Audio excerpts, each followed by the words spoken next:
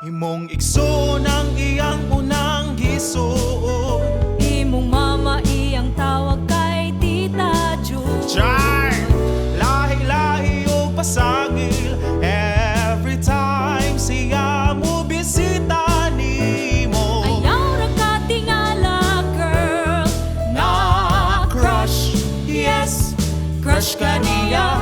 Mabusong man o magutman mo, tumbling mo layat. Ma-crush, yes, crush ka niya. Magpiyong o magsiga ang mata. Why na usap?